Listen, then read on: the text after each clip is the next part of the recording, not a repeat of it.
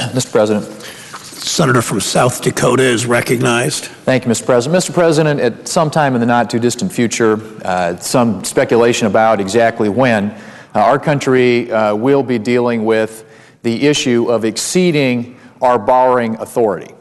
In other words, Mr. President, we have maxed out our credit card. That would be the equivalent for the average family when you can't borrow any more money. And so what happens in that event is the Congress has to take action. The Congress essentially has to raise the country's borrowing authority. It's called raising the debt limit. Well, we're coming up on that point in time. It could happen sometime in the July-August time frame. There's some uncertainty as exactly when that happens. But the point is, Mr. President, it will happen. And the reason it will happen is because we have now accumulated $14.3 trillion in debt. And we've hit the limit, the cap, that exists today on our borrowing authority. Now, $14.3 trillion in the abstract is hard for most people to wrap their heads around because it is such a massive, massive number. But if you translate it into an individual term, it amounts to about $46,000 for every single person in the United States, which in and of itself, Mr. President, is an astonishing amount. Our projected deficit this year is $1.425 trillion, which is the largest ever in nominal terms, and according to CBO, it is the second largest as a share of the economy literally since World War II. Now, that's as much debt as we ran up from our nation's founding, going back to the origin of this country up until 1984. That's the equivalent just in this one single year that we're going to rack up in terms of the deficit. The interest on that amounts to about $213 billion every single year, or nearly $700 for every person in the United States. And this is assuming that interest rates stay at these historically low levels. Now, while the deficit spending is, in fact, something that will merely delay taxes in the future, that somebody's going to have to pay. At some point, this is going to have to be paid off, and that burden, in all likelihood, is going to fall on our children and our grandchildren. But it's not just something, Mr. President, that we will have to deal with down the road. Because the implications today, the real-time implications of this level of spending and debt are very real for the economy. And there's a great body of research been done, a study done by economists Reinhardt and Rogoff found that countries with a debt-to-GDP ratio of more than 90% grew at 1 percentage point less than they would have otherwise. Now, that's a body of research that looks at nations over the last half century, even goes further back than that, but particularly in the last half century, and particularly developed nations, who have gotten up to that level of debt that exceeds 90% of GDP. Well, that's where we are today. We're at 93% debt to GDP here in the United States. So if you take that assumption that anytime you reach that sort of a debt level and you sustain it over a long period of time, that it costs you a single percentage point of economic growth every single year, according to the President's own economic team, that results in the loss of about 1 million jobs. So if you think about the real-time implications of this level of spending and debt, it means that we're losing about 1 million jobs every single year in the economy. And so you can't say that this is something down the road that we can continue to kick the can down the road. The fact of the matter, Mr. President, is we are running out of road. We keep kicking the can, but we are at the end of the road. If we don't take steps now, not only is it going to put a crushing burden of debt on future generations and jeopardize the very foundation of our economy, it is going to have real-time implications today, not just in the future. And so I would suggest, Mr. President, that as we look at this issue of the debt limit coming up, that it presents a unique opportunity. And I would hope that both sides, my colleagues on both sides of the aisle, Republicans and Democrats, can come together, because if we don't bring this debt to GDP ratio back down, we're going to continue to suffer from these job losses. And the impacts really of that are very clear. When the government is out there borrowing more money, it crowds out private investment. There's less money for private companies and individuals to invest in companies, equipment, plants, housing, training, all those sorts of things. And it spends money on government, on things that are probably less efficient, less necessary, more duplicative, oftentimes downright wasteful when it comes to the programs and the projects that end up being funded. So it means that instead of investing in funding, having funding for new factories for people to work in, we've got more bureaucrats. We've got more bureaucrats at places like the EPA and the National Labor Relations Board who are coming up with all kinds of new regulations that are making more difficult for our small businesses to create jobs. We have more unnecessary federal property being underutilized that the private sector could use more efficiently. Unfortunately, Mr. President, the risk to our economy that comes from this out-of-control spending is more than just that. It's more than just the crowding out of private sector investment and the stifling effects of government regulation. We're beginning to face the very real possibility that our country could face a fiscal crisis. Now, former Chairman Greenspan has suggested that the risk of this occurring in the next few years is nearly 50-50, an alarming thought. Likewise, the Standard & Poor's recently warned of a possible downgrade to the U.S. credit rating in the next 2 to 3 years. When they came out with their assessment of the U.S. Credit and said that they attached a negative assessment to it, in most cases, at least a majority of the cases, within a year's time, that leads to a downgrade of the credit rating. That would be disastrous for a country like ours, which has always taken great pride and has been the sort of rock out there when it comes to a AAA credit rating. And it's notoriously, I think, difficult, Mr. President, to predict ultimately when a debt crisis might occur. But it would be inexcusable for us to continue to spend at these elevated levels without assuming that there's even the slightest hint of a risk that this could be very devastating to our country, let alone that that risk could be very high. But if it were to occur, you would need drastic spending cuts to drag ourselves out of this fiscal crisis, spending cuts that by today's standards would probably be unimaginable. But the worst effect of this deep recession would be the deep recession that it would throw our economy into. And just think about that for a minute, Mr. President, because if you did have a debt crisis in this country, what does that mean? What it means simply is that for most people, it's going to mean higher interest rates. It's going to lead to countless job losses, pay cuts for a lot of people if you have job losses, and probably a significant loss of savings, which would take a terrible toll on the American people. Those are many of the implications of a debt crisis and the implications it would have on the economy, starting, as I said earlier, with higher interest rates. It would make it more difficult for people to borrow money for a home, for a car, for their business. All those sorts of things would be impacted. But it doesn't have to be the case. And the reason it doesn't is because most experts have suggested, and it's really true, that this is the most predictable economic crisis that we've ever had. It's not like we don't see it coming. You see all the warning signs out there. You see all the red flags out there. And it's looking us right in the face. And we have an opportunity to do something about it. But it will require that we have the political courage to take on this issue of federal spending. Next week, we're going to have an opportunity in the Budget Committee to mark up the 2012 budget, which incidentally, the budget year starts in a mere 5 months from now. Now, I would hope that this budget will focus primarily on cutting spending, because I think that's the primary driver of our deficits. I am concerned that instead it will merely continue to spend too much, borrow too much, and tax too much. Now, of course, last year, even though there was a markup in the Budget Committee, there was never a budget brought to the floor of the United States Senate. The Congress never passed a budget, nor was there one brought to the floor of the House of Representatives. There wasn't even a vote on a budget in the House or the Senate last year. We have a $3.8 trillion enterprise called the federal government that didn't even pass a budget.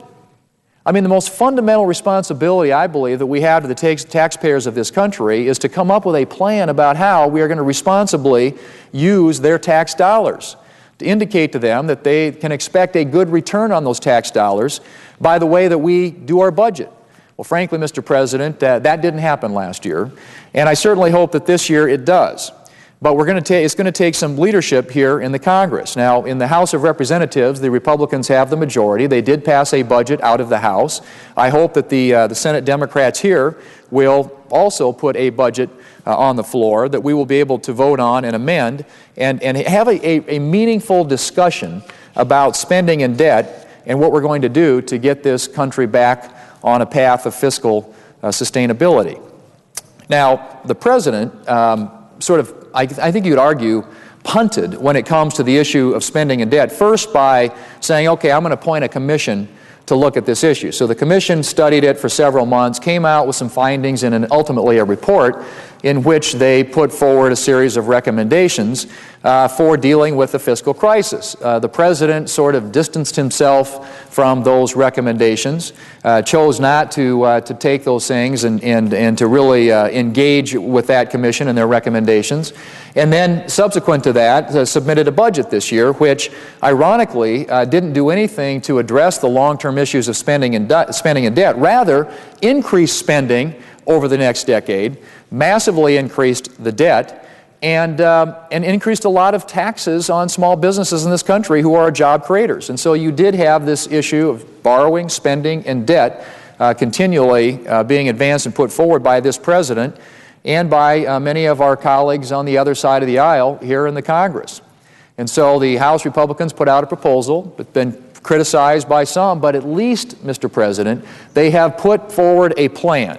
They have engaged the issue of what we're going to do to rein in out-of-control spending, both in the near term, but also in the longer term with the entitlement programs, Social Security, Medicare, and Medicaid, which represent 60% of all federal spending. If we don't rein those programs in or come up with a way of reforming those programs so that they are viable, when the 80 million baby boomers retire, we are headed for a train wreck. It is inevitable.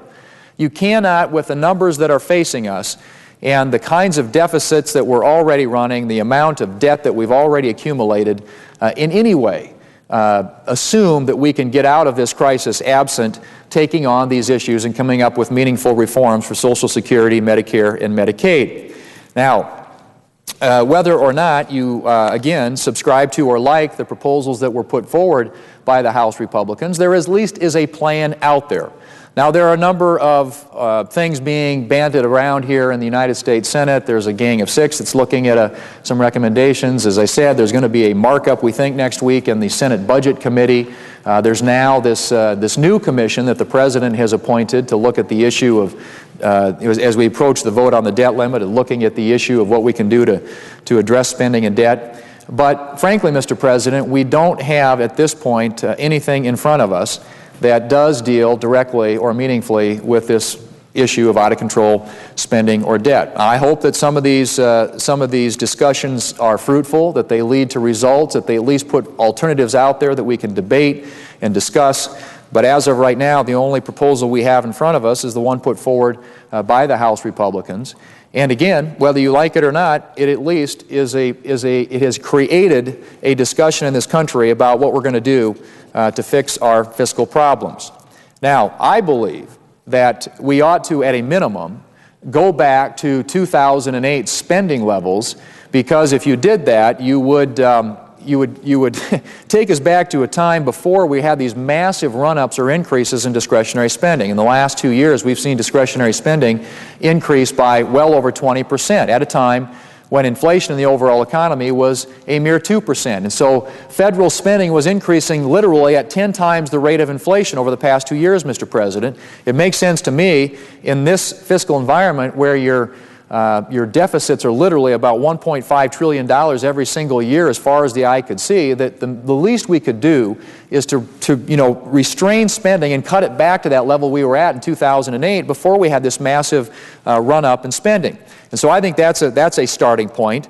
I believe that we also ought to be looking at the entitlement programs, which, as I said, have trillions of dollars literally of unfunded liabilities. Medicare alone is a $38 trillion unfunded liability. We're currently on a path where that will bankrupt the nation if we don't make changes there.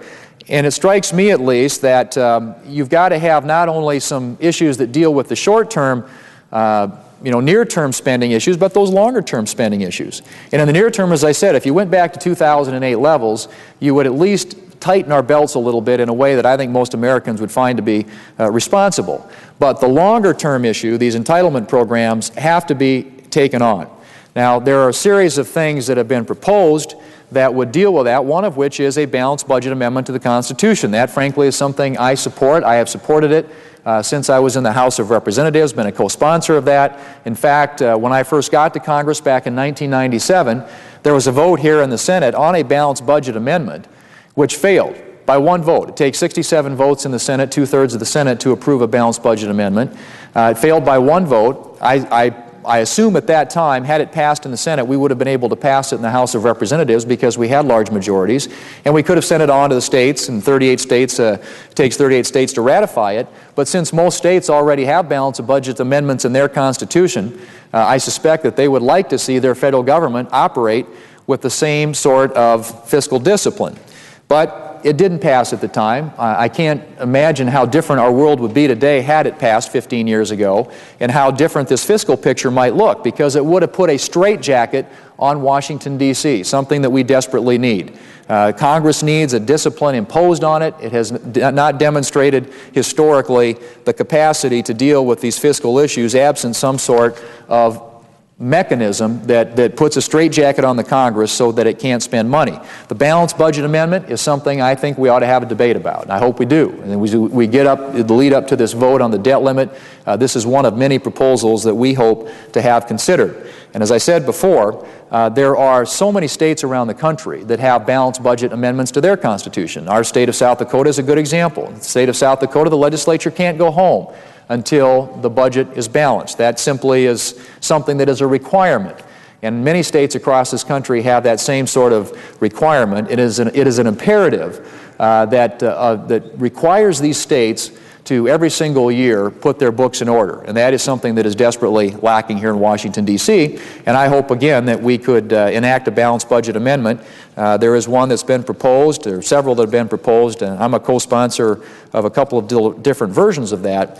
But we have 47 Republicans that are on a balanced budget amendment. And I hope that our colleagues on the other side will join us in at least bringing that to a vote, putting it before the American people, and engaging them in a debate about how best to solve our nation's fiscal problems. And I think that they would agree that a balanced budget amendment is a very simple, straightforward way in which to do that. I also believe, Mr. President, that we ought to reform our budget process because it's clearly broken. We have a dysfunctional budget process here when you can't pass a budget, when you've got a $3.8 trillion enterprise like the federal government, and you don't even pass a budget. And in most years, typically, you have, if there is a budget that passes, the appropriation bills that follow it are supposed to be completed by the end of the fiscal year on September 30th. Those deadlines routinely are missed. Typically, what happens here is we end up with a big so-called omnibus spending bill at the end of the year that wraps all the various appropriation bills into one massive spending bill, which I don't believe serves the taxpayers very well. It certainly doesn't allow us as members of Congress to do the appropriate oversight that we should do on various individual agencies of government. When you throw it all into one big spending bill, like so often happens around here, you lose the transparency and the accountability that is necessary to an effective functioning government. And so I believe that we ought to reform the budget process, and one of the ways I would do that is to go to a biennial budget. Instead of passing a budget every single year, we do it every other year. We do it in the odd-numbered years, the years when people are not running for re-election, because typically what happens in a year when people are running for re-election is that they decide the best way to gain the favor of the voters is to provide more money for this particular program or this constituency or that constituency, and as a consequence there is a momentum to spend more and more and more money. It strikes me that one of the ways that you could address that is you do a budget in the odd-numbered years when members of Congress are not running for re-election. And then in the even-numbered years, when they are, you look at ways that we not can spend money, but how can we save money? We do more oversight, which is something that is desperately lacking. Because many of these federal programs and agencies so oftentimes sort of do their own thing absent the appropriate level of oversight. And I believe we have a responsibility as members of the Congress with whom the legislative responsibility, the power of the purse is entrusted by the Constitution to do the right types of oversight. And a good example came across here recently when the Government Accountability Office came out with a report. And in that report, they referenced several different programs. In fact, they dealt with, I think, about a third of all federal spending. But in examining that one-third of federal spending, they concluded that there are all kinds of duplications and redundancies in federal spending. And I'll just give you a couple by way of example. they discovered that there are 82 programs spread across 20 different federal agencies that deal with the issue of teacher training, that are designed to focus on the issue of teacher training. Well, I suspect that it's arguable about whether that's something the federal government ought to be doing in the first place, but it is certainly, I think any American would agree, absolutely insane to have 82 different programs and 20 different agencies doing the same thing. Another thing that they discovered was that there are 56 federal programs that are focused on the issue of teaching financial literacy. And I've said this before, and I mean it sincerely, of all places, Washington, D.C. shouldn't be leading or doing instruction on financial literacy. But that being said, 56 programs spread across 10 different agencies. Do we really need that, Mr. President? And that's the kind of thing that gets lost. That's the duplication and inefficiency and waste that we all talk about. And yet, because we don't do the oversight that we need to, many of these things just continue year after year after year. Well, going to a biennial budget where every other year you do a budget, and then in the even-numbered years, the election years, you're doing oversight, you might actually think of ways to save the money for the taxpayers as opposed to spending it. And so a biennial budget, to me, makes sense. I would make the budget resolution that we pass here binding, because right now it's not. And as a consequence, it often gets waived. I believe that you need to have buy-in from the President. Right now, the budget resolution is passed by the House and the Senate, but the White House doesn't engage on that, and so you don't have you don't have teeth in this thing that hold everybody accountable when it comes to spending, and too often that gets waived. We need to change the way that we do things around here with regard to declaring emergencies. I mean, right now, if we want to spend money outside the parameters of the budget, everybody says, well, it's an emergency, and so declaring an emergency has become the norm rather than the exception. It's become the routine here in the Congress. We've got all these emergency designations which allow Congress to spend and spend and spend. And again, there aren't any constraints on that, Mr. President, and it is high time that we change that. So I make a number of changes in our budget process which I think would lead to more transparency, more accountability, a more efficient, better run federal government. But that being said, it is not the federal government that's going to lead us back to an economic recovery and getting people back to work. It is the hardworking entrepreneurs, it is the small businesses, it is the people in this country who roll up their sleeves every day and go to work to try and make this country stronger and more prosperous. We are blessed because we have a nation that was founded on some core principles, one of which is economic freedom. We believe in free enterprise and free markets. It is a system that has worked extraordinarily well for this country. You look anywhere else around the world and you have to try and find a rival to what the hardworking entrepreneurs in this country and those basic core economic principles have been able to accomplish. You can't find one. And it's because of that, those core principles and the incredible ingenuity, innovation, creativity, and hard work of the American people that we have the greatest economy in the world. But that economy, Mr. President, as I said, is very much in jeopardy if Washington doesn't get its spending habits under control, because we continue to crowd out private investment, we continue to make it harder for entrepreneurs to create jobs. And as we talk about the whole issue of spending and debt, one final point I'd like to make, because there's this discussion right now about whether or not there ought to be tax increases. And everybody says, well, you know, revenues are down relative to historical averages, and that's true.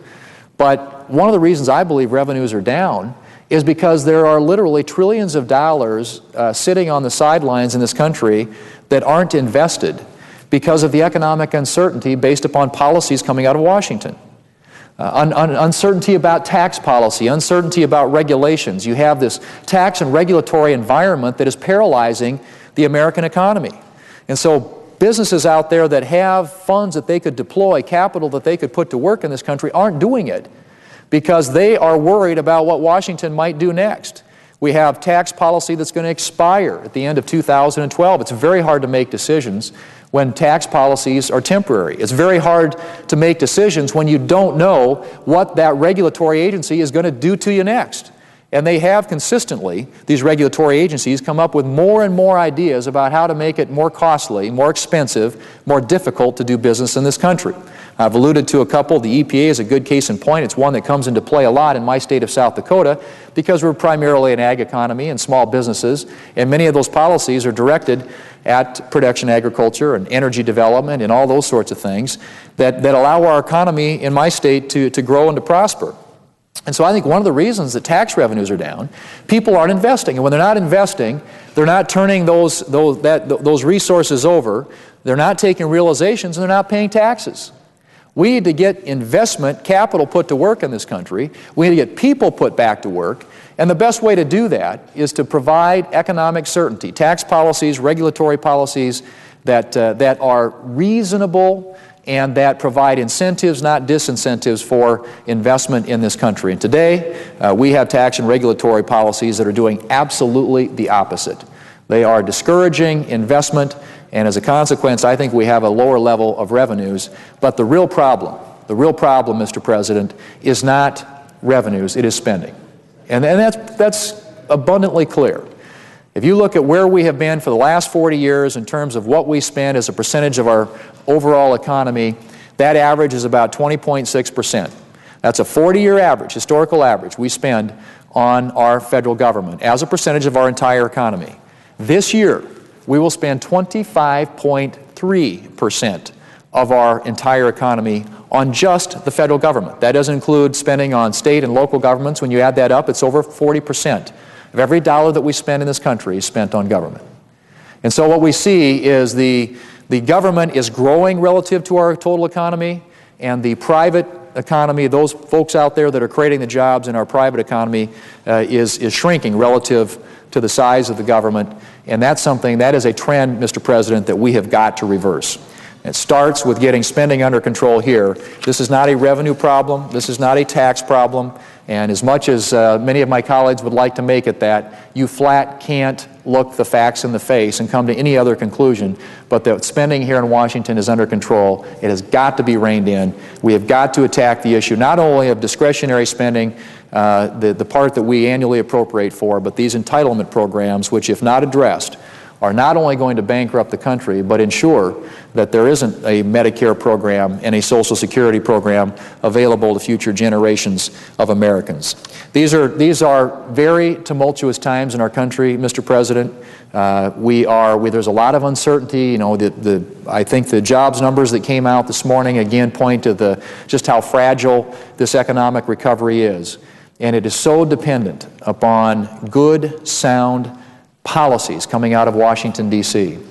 For better or worse, small businesses in this country, entrepreneurs in this country now, unfortunately, tend to be partners with Washington, D.C. because there is so much policy coming out of here, whether it's tax policy, regulatory policy, that impacts their bottom lines every single day.